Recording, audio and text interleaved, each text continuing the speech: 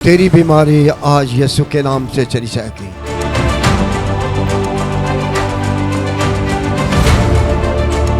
तेरी दर्दें बंद हो जाएंगी। तो कर्ज के नीचे है, कर्ज से यीशु मसीह तुझे निकालना चाहता है। तो अपने हालात को ना देख, शुक्रगुजारी शुरू कर दे। तेरे हालात बदलने वाले हैं, यीशु की शुक्रगुजारी कर। खुदा तेरे बच्चों की नाफरमानी को माफ करना चाहता है। खुदा तेरी नाफरमानी को आज माफ करना चाहता है। आज तुझे दुखों से निकालना चाहता है। तेरी नाकामी कामयाबी में बदल जाएगी।